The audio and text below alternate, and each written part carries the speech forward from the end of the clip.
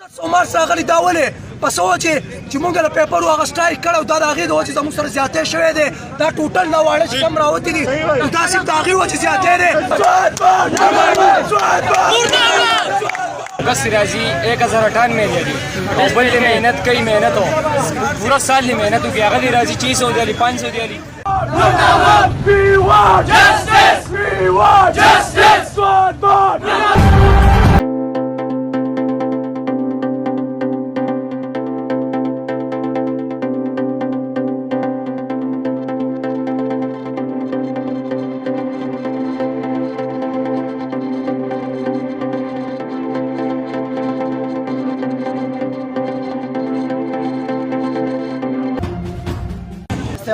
مارکس پرې راغلي دي او زموږ په کلاس کې چې لکه کم قابل کسان دي چې لکه ټیچرانو هغو نشو کول کولی نو هغه لاندې راغلي کوم چې نالایقه دي هغو لکه په هزار کې راغلي هغو ته زه هم دا نه یم چې هغه زما فرینډ دي هغو د ټیم نو زه مبارکي ورکوم خو لکه دا خبره دا ده چې لکه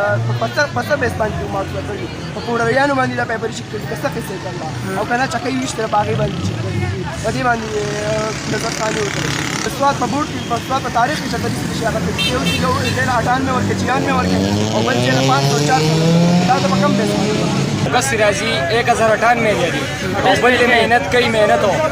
پورا سال دی محنت ہوگی هغه دې راځي 600 دی 500 دی نو دا کم قسمه انصاف دی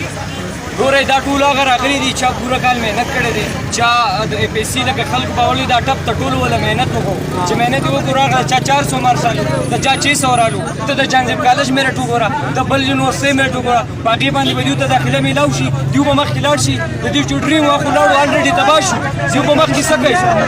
کومه خپل مشرانو نه دا یو مطالبه کومه چې د دې سټوډنټانو سره کم زیاتی شوی دی نو په دې باندې د پوره ایکشن واخیستی شي او دا سټوډنټان نن روډونو ته راوتي مونږ یو پرامن احتجاج کړی یو پرامن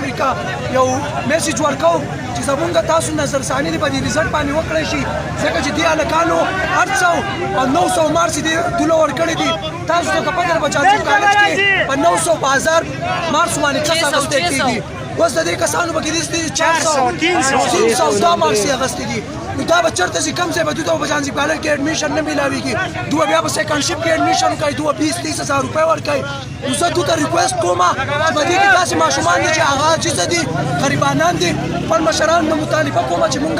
په حیثیت د آیسف څونه ملګري زمونږ دي مونږ به له سره پرامن ولاړ یو پرامن احتجاج به کوو او د دوی چې کومې مطالبې د دوی نه مونږ نه وروسته کېږو د آیسف چې کوم زموږ څونه ملګري زموږ مشرانو سره هم په دې کې خبره کوم د خپل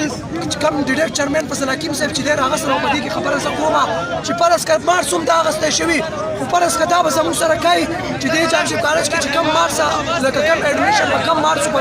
سیوا مارکس میلاویږي نو پکار ده چې هغو ته دا وایم چې لکه دا یو پرامن زیاتی د دې ماشومانو سره شوی دی دا زیاتی شوی دی چې د دې زیاتي مخنیوی وشي ځکه چې نن سبا دا واړه زه دې داریان یم چې زموږ سره په خپله زما سره په دې جانزیب کالج کې د ټاپران دي چې د هغو 700 مارکس راغلي